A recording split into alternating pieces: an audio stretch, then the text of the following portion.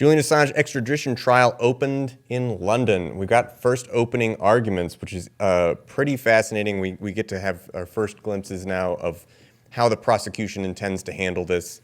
And I wanted to read some fascinating quotes. I got these quotes from World Socialist website.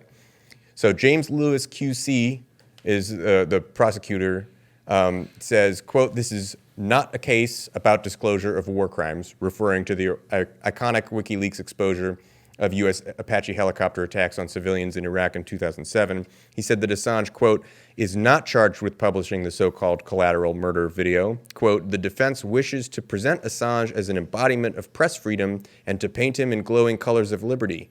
What Mr. Assange seeks to defend by free speech is not the publication of classified materials, but the publications of names and sources. Assange was no journalist," he said, "and his reckless actions had jeopardized the lives of human rights activists and dissidents who risked their safety and freedom to provide information to the United States and its allies." Lewis claimed that the U.S. government informants identified by WikiLeaks had, quote, "subsequently disappeared, providing not a shred of evidence to support that claim." Lewis read from a September 2nd, 2011 statement by The Guardian, The New York Times, El País, and Der Spiegel, and Le Monde, stating, quote, "We deplore the decision of WikiLeaks to publish the unredacted State Department cables, which may put sources at risk. The decision to publish by Julian Assange was his and his alone.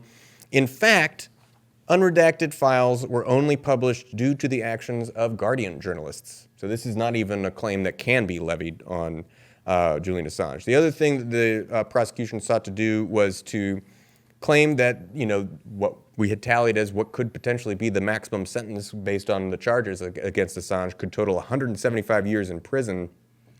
They sought to counteract that concern by telling people that one should not be beguiled by the hyperbole of the defense in relation to sentencing, claiming Assange would face a relatively minor sentence, perhaps 42 months. Yeah, definitely. Where did they get that number? Like, why 42 months? Where did that number come Maybe because from? they're like, oh, the kids are like the 420 reference we threw in there. I don't know. Yeah, I mean, just the hacking charge, one of the 18 charges carries a maximum sentence of 5 years. So where he got 42 months from is, I have no idea. Also, under the conditions which senior U.S. politicians, including President Trump, have called for the death penalty, right? Kind of glossed over that one. So the actions of U.S. Army whistleblower Chelsea Manning and Assange were illegal under Britain's Official Secrets Act, Lewis argued. Quote, "If a journalist or newspaper publishes secret information that is likely to cause harm to UK interests, they are undoubtedly committing an offense," emphasizing there is no public interest defense under the OSA. Edward Fitzgerald, QC, presented the opening arguments for the defense. The history of the case against Assange showed that, quote, "This prosecution is not motivated by genuine concerns for criminal justice, but by politics. Theft and computer hacking," Fitzgerald refuted Lewis's claim that Assange was engaged in conspiracy with Manning involving theft and computer hacking. He cited Manning's own courageous word, quote, "The decisions I made to send documents and information to the WikiLeaks website were my own decisions, and I take full responsibility for my own actions." Assange's lawyer rejected any suggestion his client was engaged in, quote, "hacking," saying the allegations were, quote, "incorrect and in any event a complete red herring." He then goes on to talk about, or this article then goes on to talk about how the United States kind of reopened this case and how FBI Director James Comey said, "We'll be putting journalists in jail and putting a head on a pike." Fitzgerald cited the opinion of key defense witnesses, including law and journalism scholars, that the superseding indictment, quote, "breaks all legal precedents. No publisher has ever been prosecuted for disclosing national secrets since the founding of the nation more than 2 centuries ago. He is, quote, "He is a leading proponent of an open society and of freedom of expression. He is an anti-war and anti-imperialism. He is world-renowned champion for political transparency and of the public's right to access information on issues of importance. Quote, "Those beliefs and those actions inevitably bring him into conflict with powerful states, including the United States administration, for political reasons." He then went on to outline how Assange's U.S. extradition would breach Articles 10, 6, 7, and 3 of the Universal Declaration on Human Rights, respectively, a fair and independent hearing, recognition as a person before the law, the right to equal protection before the law, and life, liberty, and security as a person. Assange's right to a fair trial in the U.S. was, quote, irrevocably prejudiced. Fitzgerald also cited Section 91 of the U.S.-UK extradition treaty, which affords protection from extradition where it would be rendered unjust or oppressive by reason of physical or mental disorder. These are the defenses that we kind of expected to see. The prosecution is really interesting. Like, how are they going to try to thread that needle of like, oh, Assange bad, let's convince people he's bad. He could have endangered the lives of the sources that were in the cables. Would show us some evidence of that happening. Well, it might have happened. It really sounds like, and I'm not a lawyer, and I'm even more so not a lawyer trained in British law, or especially this subsect of it, but it doesn't sound like the prosecution really has that strong of a case. Their basic case is, well, stop being hyperbolic by literally reading the sentencing guidelines in the U.S. Hey, he did this thing that hurt people. What people? I don't know. They exist somewhere at some point. He put people at risk. What people? I don't know. He put people's names out. What names? Oh, the ones that the Guardian put out on their own. Oh, he hacked with Chelsea Manning. Oh, you mean the Chelsea Manning that's like I that's did it taken myself. Full responsibility it's for taken that? Full responsibility That for that. It seems like again. The big question, the real question. Okay, so let's just be really, really frank right now. If there's no political push on this, he gets off.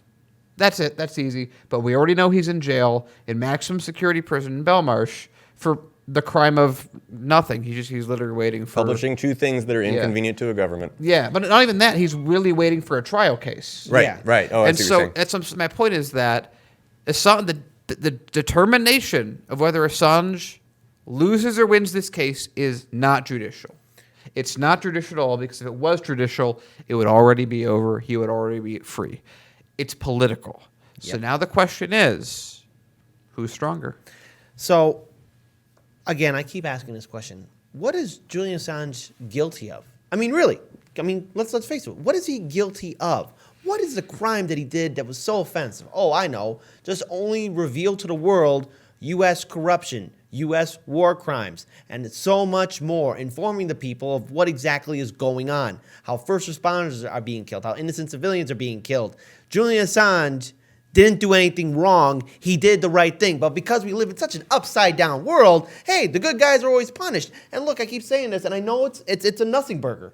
It's irrelevant when I say this. But corporate media, you know, CBS, CNN, ABC, Fox News, you know, you guys, you know, you probably don't care what happens to Julian Assange. But if this continues on, and he's silenced, and he gets extradited here, guess what? You guys are at the end of the line. You're the last ones that are going to be impacted by this.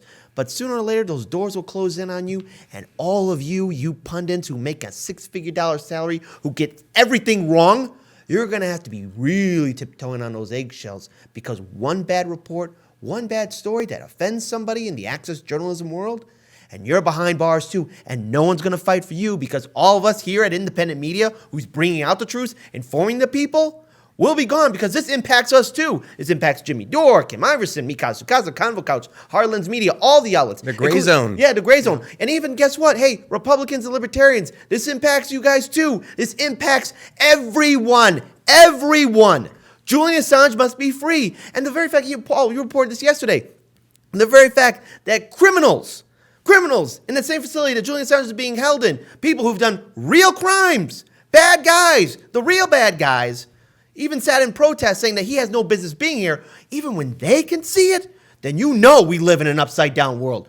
We deserve better. He deserves better. His own family says he doesn't even know who he is anymore. We're seeing a man get torn apart in a civilized world. We pride ourselves in being civilized. We pride ourselves being better than our ancients. We pride ourselves in being better than the people who were barbaric in the medieval ages.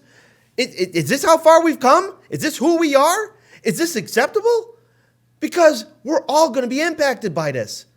This is madness and stupidity. It says worldwide implications on freedom of press. And if you think it doesn't impact you, guess what? It will. It will. And I don't care what your political ideology is.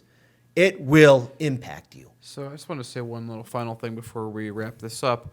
So I heard this somewhere, and it kind of hit me like, oh, yeah, that seems like a reasonable thing. Someone said in 20 to 30 years, there's going to be a YouTuber that's president.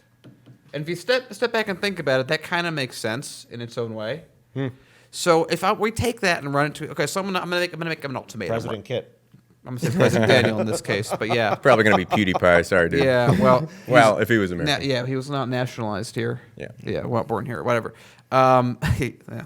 So I'm gonna make an ultimatum to mainstream media on this right now. So I'm gonna say in 25 years I'm gonna be president. Just to say when I say things they're true apparently. So what I mean by that. So if this goes through and Assange goes and this makes a court precedent and the U.S. can do this, every mainstream media person that's around right now, I'm going to throw you in Gitmo, and you're just going to have to deal with it.